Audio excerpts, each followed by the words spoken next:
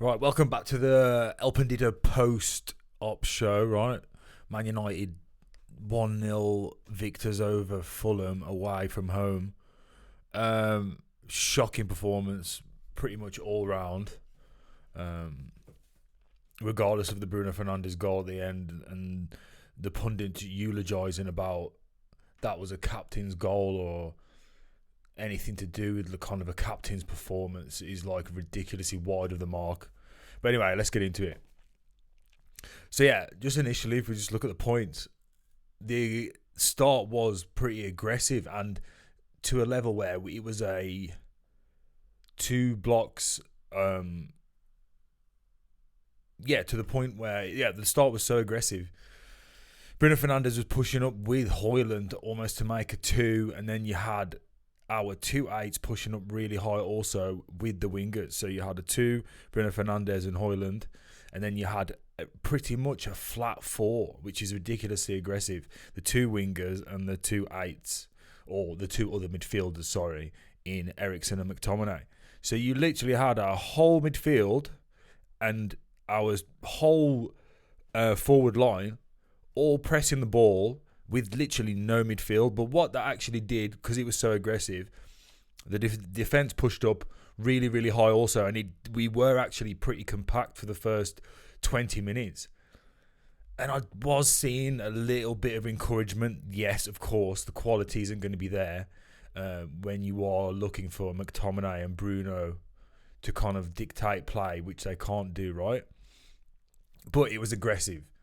Garnacho seemed more lively than what Marcus Rashford has done pretty much all season. Even though, again, he was lacking sharpness, lacking quality. And that's one thing we've got to remember with these players that are coming in or haven't played much. We can't bring them into a game. They look a little bit flat, a little bit off. And then say, see, look, it's not the first team players' problem. These players are shit too. These players haven't been given a chance, right? So I do feel like Garnacho looked lively enough, even though he looked lacking quality. I think that you need to be giving players the benefit of the doubt here. He at least looks like he's active during the whole 90 minutes. But we did look more compact. We looked more aggressive for the first 20 minutes. And I feel like the goal that got disallowed is pretty much exactly the same as when we concede, right? So that was the catalyst for the drop-off, the typical drop-off of Manchester United this season. And it happens around about the 20th minute mark as well. Something big will happen, whether we concede or like today. It was a goal that was disallowed. And it looked like from that point onwards, we just reverted back to type again.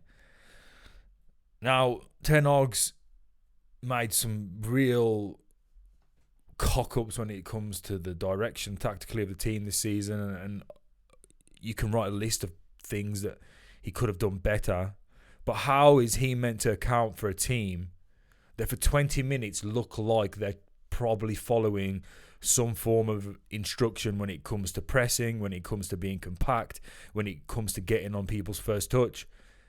And then after a kind of a lapse in momentum, because that's what a goal is, isn't it? The energy gets kind of taken away for a second, and then you've got to bring it back up. And it seems like when the momentum of a game is stopped because of a big milestone, whether that's a goal or a missed chance, a missed opportunity, a goal chucked offside because of VAR, and we reverted back to type. Coming on to Antony, I just think that I've really in my own head I felt like there was still an element of, with Antony in his case, in his defence, there was still an element that Antony in a team that are more compact in the kind of attacking third, there are smaller spaces in between his teammates, little incisive passes, and if he was playing in a team that liked to knock the ball about, he would look a lot better.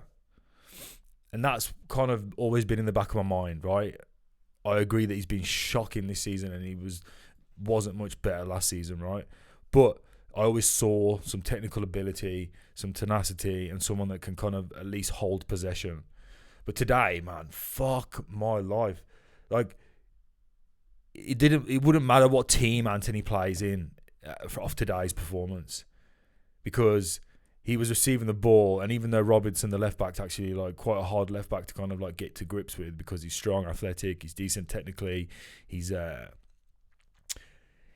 proactive, and he's got a decent temperament. He gets aggressive, but he doesn't really get wound up. So that was like the worst possible play for Antony to play against. But he couldn't even create himself a yard to kind of like look for a pass inside, or a yard to do anything. He didn't. It was like he didn't have the ability to actually make a yard for himself in any shape, way, or form. Whether that was dropping off in between the lines, or hugging the touchline, it really didn't matter. He seemed incapable, and also didn't really seem willing. His attitude fucking stinks, man. Or his persona on the football field stinks. And yeah, just getting on to... We'll get on to Bruno towards the end, because obviously he scored late, so we can talk about him last as well. Because, I don't think his performance was up to scratch. And again, I think that there's a lot of problems with in terms of his movement and his positioning. But, yeah, in regards to Ten Hag and some patterns that we see with him game after game as well, unfortunately, bringing on substitutions too late. And I feel like, as it says here in the points, we've missed Fred massively in the centre of midfield.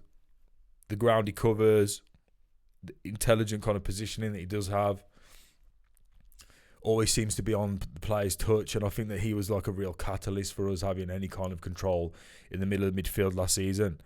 And even though the majority of the fan base think Martial's like shocking, pretty much he's the only real player that we have that actually enjoys operating in the kind of 10 space when he drops off, when he is playing.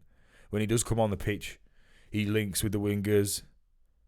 He kind of occupies those spaces in between the lines, comes into the inside channel, pops it off, and he occupies the defenders, I feel like, almost in a sense more than Højlund.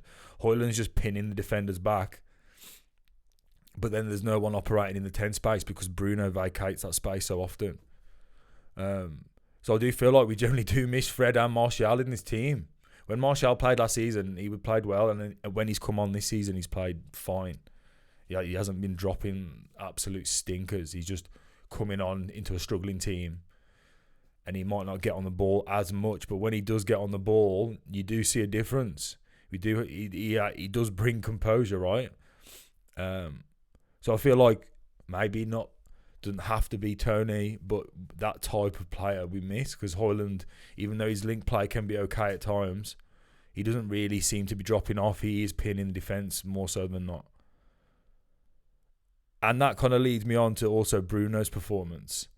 There's quite a lot of times in the game where when Eriksen was dropping a bit deeper, even in the first half, and especially in the second half also at times. I'll give you an example. So there was one instance when Maguire, and he does this okay sometimes, Maguire, he fired one into Eriksen through the lines. It hardly happened all game. And Eriksen received it, turned nice and quick, and faced play up.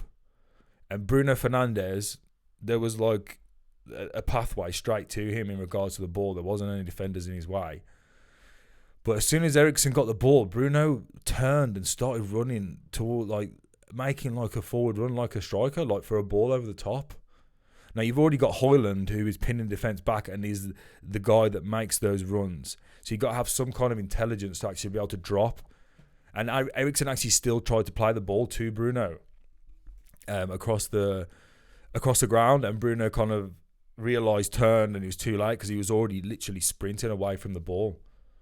Are there times when you need to make runs from midfield to join the striker and go beyond? Yes, but there's just no connection between our defence and midfield. And Eriksen in the first half, in the first 20 minutes, was dropping off to pick the ball up from Johnny Evans and Maguire. But when you've got Bruno just literally getting so far forward continuously, and I know people are going to say, but look what happened, we scored. But if we had someone in one of those, in that number 10/8 position, whatever he plays, if we had someone in there with him or instead of him, however you want to do it, right? But you need someone in there that can take the ball and almost their first instinct is to link play in the final third. It's such a glaring, obvious thing in our progression up the field, and the lack of it is because we don't have players essentially that want to receive the ball on the half turn. Maybe Mason Mount can do that, but clutching at straws. Sancho can do that.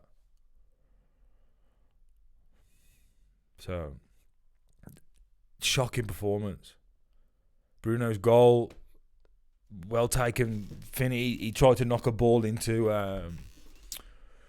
McTominay, like chest high. The ball ricochets back to him, turns the defender. Decent strike along the ground. Keeper gets a hand to it, knocks it into the bottom corner. Obviously great to win the game, right? We're 6th. Probably go back down to around about 9th, probably, in regards to when the weekend's said and done. It was a shocking performance again. And I think that a real issue is just having that catalyst in the middle of the field that can dictate play, man. It's not... I know we lack Martinez, and I know we lack Varane and a Casemiro for that solidity in the central defense, central midfield type areas, right? But we also need some composure and a catalyst, someone to plant the flag in that number 10 position and say, right, we're going to stay up the pitch here. We're going to recycle possession and we're going to put pressure on this team. When do United ever arc possession round an opponent's box, looking incisively, trying to break the lines? Right, yeah, knock it. And as you're going around that arc, as so often happens in football, as teams build their way up the pitch, when it comes back round centrally, you need players that are going to incisively try and break the lines with passes or a little bit of movement or a 1-2. We don't have any of that. Hence, we look toothless. Hence, our fucking star striker that we've signed scored 0 goals in the Premier League. But yet again, the end of the game, Bruno scores and people are eulogising about the match winner that he is, right? But there's bigger points. There's bigger points here. There's bigger issues. There's ways that we can play better as a team. It's not... We have to be proactive. You have to be objective. You have to think about this as a holistic unit of players and how we can holistically, together in like synchronization, actually play football. Because we're still just not doing it. The pressure will not be off until we start playing good football. I think wins, of course, bring Ten Hag time. I don't think they're going to sack Ten Hag. If he's winning or drawing and scraping results, the performances almost seem irrelevant, right? To the guys obviously don't care, and I don't think that Ineos at the moment would be looking to get rid of him either. I just think this is still a profile problem on the pitch. Ten Hag can make the wrong decisions, start the wrong players. He could have had a wrong theory and a philosophy that he decided to go with at the beginning of this season. But I feel like the profile of the players is what's killing us. And I feel like we do have a different profile on the bench that we could play and we could experiment with. We could play Eriksen in the more advanced position. You could bring Amrabat in. But yeah, 6th in the league. Absolutely disgusting performance. And yeah, there's some good, actually decent fixtures today. Newcastle and Arsenal, 5:30. Bayern Dortmund, 5:30. And then I think Sociedad Barca's on maybe a little bit later. But yeah, I might come back and do a live for one of those. But yeah, you play the same players, you're going to get the same performances, man. Antony can't be playing Palestri came on. I think looked just a little bit more lively. I'd be playing him instead of Antony for sure. I'd play Bruno on the right if Bruno has to play, and then try and get some composure in the middle of that park. Get somebody in. I'd literally play Martial behind Højlund and get Bruno on the right. Bruno likes to spam crosses in from the wings. He often finds himself supporting the winger anyway, right on his toes. Push him out wide. Most of his heat maps, he's pushed out one way or another anyway. He doesn't operate centrally, and we need somebody that is told at the beginning of the game. Fucking hell, my hair's mad. Someone needs to be told at the beginning of the game, this is you positionally, centrally in the 10. Whether that is in the 10, 2-8, you play with Bruno, so Bruno can just be the kind of final action player, but you link play. We need that. It's so vital. It's the biggest thing, and it's being overlooked by everybody, and I really don't understand it. Catch you later. Peace.